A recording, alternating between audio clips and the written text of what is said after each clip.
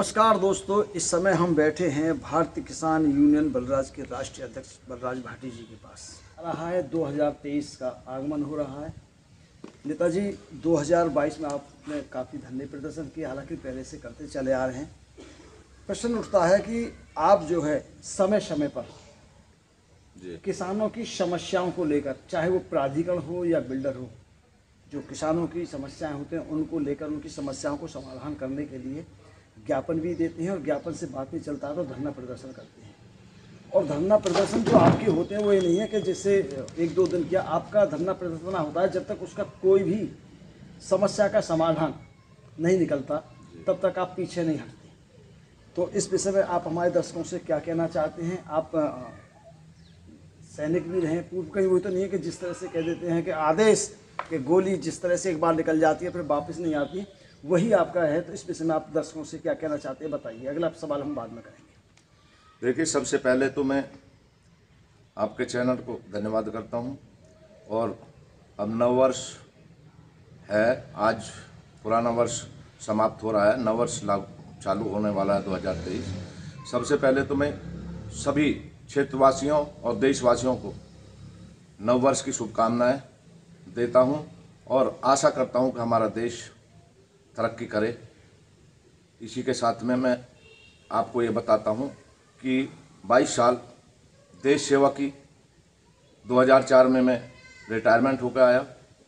उसी समय से 2004 से ही मैं किसानों, मजदूरों, असहाय लोगों की आवाज़ को उठाता आ रहा हूं और ईमानदारी से उठा रहा हूं और उनका निष्कारण भी सरकार द्वारा करवा रहा हूं। जब मैं यहाँ रिटायरमेंट होकर आया तो हमें लगा कि किसानों पे, मजदूरों पे, ऐसा लोगों की आवाज़ को कोई उठा नहीं रहा ठीक से। सभी और संगठन भी रहे हैं। उस टाइम हमारा कोई संगठन नहीं था। जिस टाइम मैं रिटायरमेंट होकर आया था उस टाइम मैं ऐसे ही बिना संगठन के किसानों के साथ में मिलकर लड़ाई लड़ रहा था और जो भी लड़ाई लड़ी ईमानदारी से लड़ी और उसका सरकार द्वारा निष्कारण भी हुआ। हम वही आवाज़ उठाते हैं जो जायज़ मांगे होती हैं, जो सरकार उन्हें मानने के लिए मानती हैं। नाजायज़ कोई भी मांग नहीं होती। और जब हम ज्ञापन के माध्यम से सरकार को अवगत कराते हैं, शासन प्रशासन को अवगत कराते हैं कि ये समस्या हमारे किसानों, मजदूरों, ऐसे लोगों की है। यदि उस पर सुनवाई नहीं होती है तो हम आंदोलन भी करते हैं। आंदोलन के माध्यम से वो सभी मांगे, जो जायज़ मांगे होती है, उसका निष्कारण भी होता है। तो काफ़ी लंबे समय 17, 18, 19 साल हो गए मुझे किसानों के, मजदूरों के, ऐसे लोगों की आवाज़ उठाते हुए। अभी हम एमएसपी गारंटी कानून को लेके भी काफ़ी समय से आपका संघर्ष चल रहा है। काफ़ी समय से संघर्ष चल रहा है। हमने 250 संगठन, पूरे देश के 250 संगठन मिलके हमने एक एमएसपी गारंटी किसान मोर्चा का गठन किया है। हमने ये मुहिम पूरे देश में छेड़ रखी है। गांव गांव एमएसपी, घर घर एमएसपी, ये हमारा नारा है। और हर जिले में, हर गांव में हम किसान सम्मेलन एमएसपी को लेकर कर रहे हैं। सबसे शुरुआत हमने पंजाब खोड़ से की थी। 3 दिन का अधिवेशन था एमएसपी गारंटी कानून को लेकर। तो अभी हमने उत्तराखंड में, देहरादून में किया था, सहारनपुर में किया था, महाराष्ट्र में किया था और अभी हमने यहाँ 21 दिसंबर को अपने यहाँ भी भोजपुर में किया था ये कार्यक्रम। तो ये लड़ाई हमारी छिड़ चुकी है और हम ना तो जंतर मंतर पे जाएंगे, ना किसी को परेशान करेंगे, ना दिल्ली वासियों को परेशान करेंगे। हमने गांव गांव से ये आंदोलन शुरू किया। गांव गांव के हर किसान को जागरूक करना है। और हम अभी जनवरी से ही पूरे जितने भी गांव हैं पूरे देश के, वो जिलाधिकारी महोदय को ज्ञापन के माध्यम से ज्ञापन सौंपेंगे, माननीय प्रधानमंत्री जी के नाम, माननीय राष्ट्रपति जी के नाम। और एमएसपी, हमें हर किसान को एमएसपी गारंटी हर फसल पे चाहिए। तो ये मुहिम छेड़ रखी है। काफ़ी समय से था, एक बिल्डर थे जो कि आपने नोएडा में काफ़ी धरना प्रदर्शन किया था, उसमें आप सफल हुए थे। उसमें जो है वो जो मजदूर थे, मजदूरों की लड़ाई वाली बात की जाए वो मजदूर काफ़ी जगह भटक चुके थे, लेकिन उनको जब आपका पता मालूम पड़ा और आपसे संपर्क किया, आपने संघर्ष किया, उनकी समस्या का भी समाधान हुआ। इस विषय में क्या कहना चाहते हैं आप? देखिए, यहाँ गौतम बुद्ध नगर में यहाँ 3 प्राधिकरण हैं। प्राधिकरण बिल्डरों को, किसान की ज़मीन को अधिग्रहण कर बिल्डरों को दे देते हैं। बिल्डर उस पर बड़ी बड़ी बिल्डिंगें खड़ी करते हैं। वहाँ जो मजदूर और ठेकेदार उसके ठेके लेते हैं, उन पे बिल्डर काम कराते हैं। काम कराने के बाद में उसका भुगतान नहीं करते। ये आए दिन एक ही बिल्डर के नहीं, अनेकों बिल्डर हैं जो सभी ये काम कर रहे हैं कि मजदूरों से, ठेकेदारों से काम करा के करोड़ों करोड़ों रुपये काम कराते हैं और फिर उनसे बोलते थे कोर्ट जाइए। उनकी कोई सुनने वाला प्रशासन भी नहीं सुन रहा। प्रशासन के पास में वो बहुत बार जाते हैं, शिकायत करते हैं, लेकिन प्रशासन उनको वापस कर देता है। क्यों कर देता है ये तो प्रशासन जाने। अब उनकी क्या मिली भगत रहती है बिल्डर से, लेकिन उनको पेमेंट नहीं दी जाती। फिर वो दर दर की ठोकर खा के हमारे पास आते हैं। हमारे पास आए भी हैं, हमने उनकी समस्याओं का समाधान भी कराया है, लेकिन पुलिस प्रशासन पता नहीं क्या सोच के उनका पक्ष लेते हैं, मजदूर का कोई पक्ष नहीं लेते। लेकिन हमारे ऊपर आपने तो ठंड थी, देखिए हमने लड़ाई लड़ी, हमारे ऊपर झूठे मुकदमे दर्ज होते। किसी की आवाज उठाना यदि अपराध है तो वो अपराध तो बलराज भाटी हमेशा करता रहेगा। भारतीय किसान यूनियन ये अपराध करती रहेगी।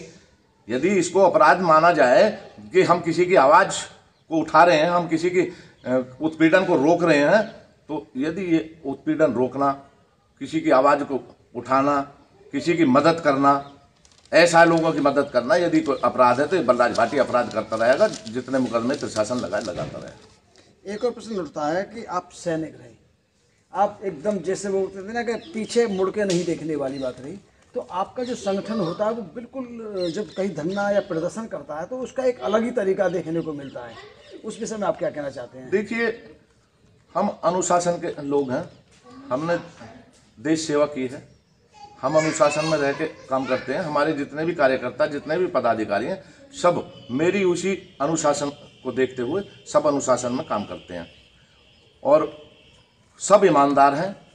एक भी कार्यकर्ता पदाधिकारी ऐसा नहीं है जो मेरे कर कदमों पर नहीं चलता हो। ईमानदारी से लड़ाई लड़ते हैं। जो ईमानदार लोग होते हैं, जो ईमानदारी से लड़ाई लड़ते हैं, उसकी सरकार भी सुनती है, प्रशासन भी सुनता है, शासन भी सुनता है। एक और सवाल है कि वो चीनी मिल किसानों से गन्ना खरीदते हैं, उसके बाद कई सालों तक उनका जो क्या भुगतान नहीं होता, इसमें राज्य सरकार की कमी मानी जाए या चीनी मिल, उसमें क्या कहना चाहते हैं आप?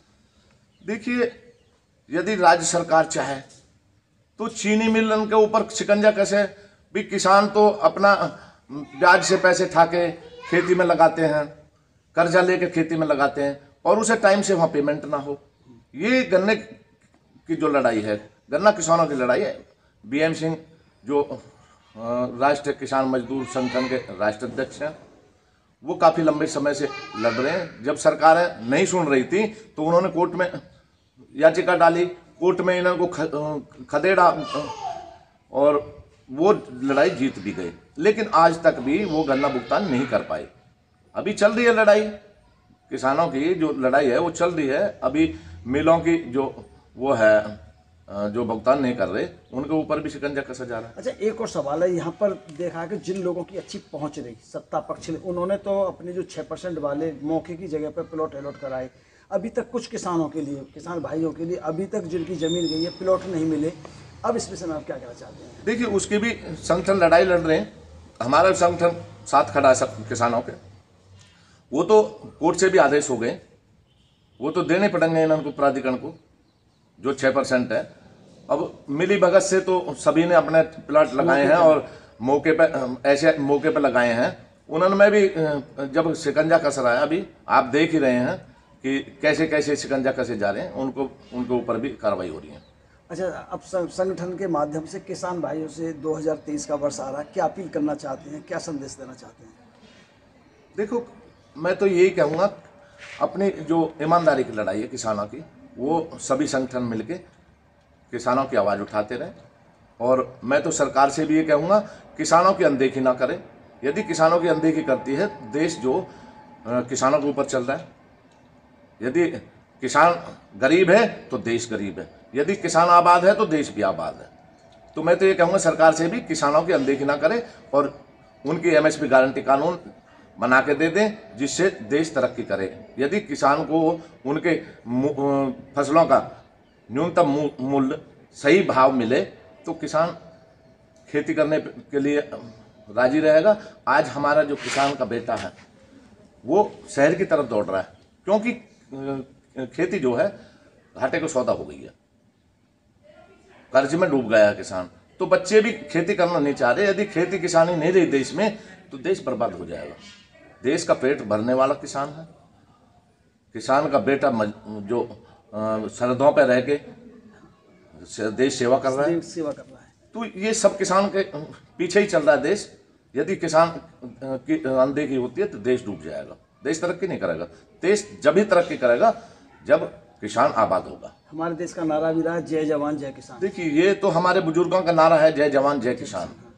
तो ये इसलिए है कि जय जवान जय किसान का जो नारा है भी, यहाँ खेती में किसान काम कर रहा है और सरहदों पर किसान का बेटा काम कर रहा है। तो वो भी जवान जो है वो भी किसान ही है, और यहाँ जो किसान है वो किसान देश का पेट पालन कर रहा है। अपने धूप देखता नहीं, प्यास देखता नहीं, गर्मी देखता नहीं, सर्दी देखता नहीं, और खेतों में कमाता है। जिस टाइम देश भूखमरी के कगार पे था, देश में ये मामला था जो कोरोना हुआ था, कोरोना काल में सब अंदर थे और किसान खेत में काम करके और पूरे देश का पेट पालन कर रहा था। उसे नहीं डर लग रहा था कोरोना है या नहीं है, लेकिन वो अपना काम कर रहा था और देश के लिए कमा रहा था।